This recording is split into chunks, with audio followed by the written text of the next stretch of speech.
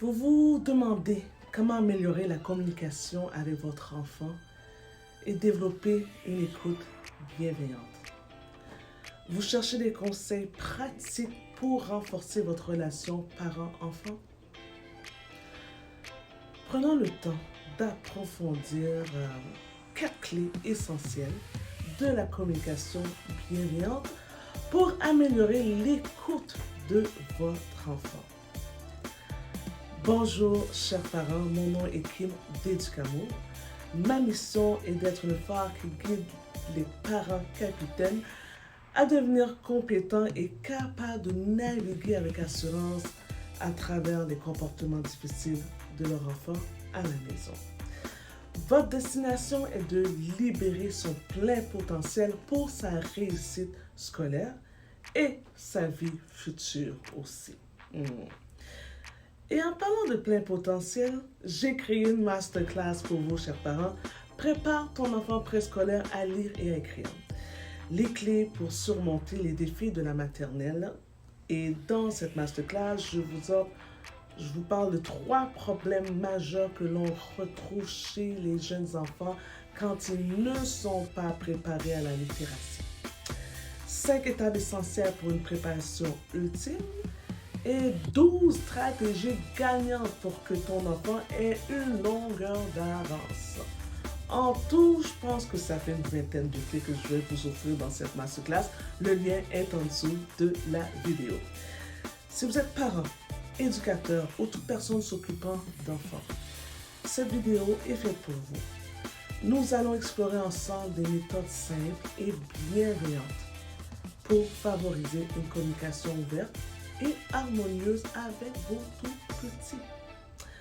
Vos enfants d'âge préscolaire et peut-être même vos adolescents. Ben oui, je pense que bien, pourquoi pas. Alors, la communication bienveillante est essentielle pour établir un climat de confiance et d'amour au sein de la famille. En développant une écoute empathique et en adoptant des pratiques de communication positive, vous verrez des changements significatifs dans la manière dont vous vous connectez avec votre enfant. Donc, ceci dit, on y va quand je vais vous donner ces 4 clés-là. Les 4 clés pour une bonne communication bienveillante et pour que votre enfant puisse écouter. La première, c'est l'écoute active. L'écoute active consiste à être pleinement présent et attentif lorsque votre enfant s'exprime. Lorsqu'il vous parle, arrêtez ce que vous faites. Regardez-le dans les yeux. Montrez-lui que vous êtes disponible pour l'écouter. Faites preuve d'empathie en reconnaissant ses émotions, très important, et en les validant. Par exemple, si votre enfant dit qu'il est triste parce qu'il ne peut pas jouer avec ses amis ou avec un ami, répondez en disant « Je comprends que tu te sens triste. C'est normal de vouloir passer du temps avec tes amis ou avec ton ami. » Cela nous montre que vous êtes là pour le soutenir et que vous le comprenez aussi. Deuxième clé, respectez ses émotions.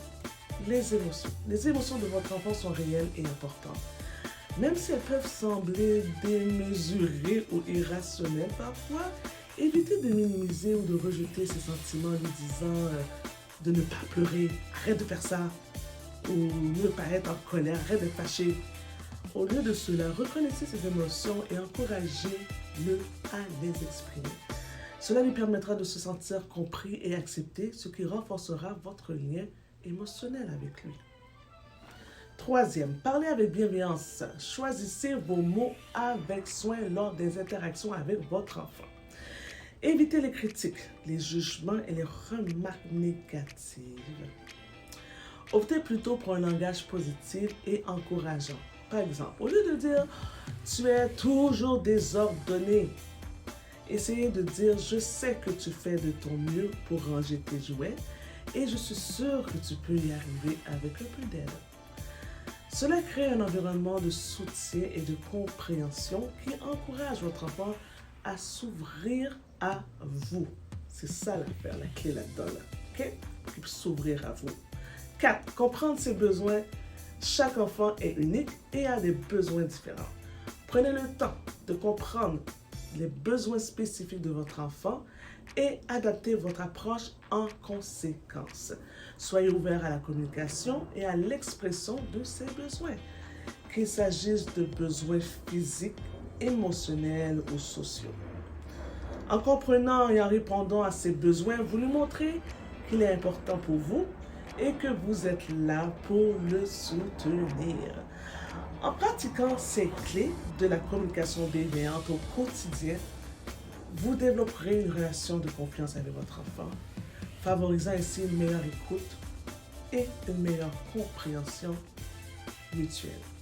C'est important. On se comprend? On se comprend. Souvenez-vous que la communication est un processus continu et il est normal de faire des erreurs. On en fait en cours de route. C'est normal. L'essentiel est de rester ouvert, empathique et de continuer à travailler sur votre communication pour renforcer le lien avec votre enfant chéri, adoré. Je vous invite à mettre en pratique ces conseils dans votre quotidien. Prenez le temps d'écouter réellement votre enfant, de lui montrer votre soutien, de lui montrer votre amour et de cultiver une communication bienveillante au sein de votre famille, en fait, compte toute la famille entièrement. Merci d'avoir écouté, d'avoir suivi cette vidéo. J'espère que ça vous a plu. Pour avoir plus de détails sur la masterclass, le lien est en dessous de la vidéo. Si vous voulez d'autres vidéos aussi comme celle-ci, n'hésitez pas de mettre des commentaires aussi en dessous de la vidéo. Partagez, likez et je vous dis, prenez soin de votre relation avec votre enfant et avec tous les autres membres de votre famille. Soyez le capitaine à bord de votre petit pirate.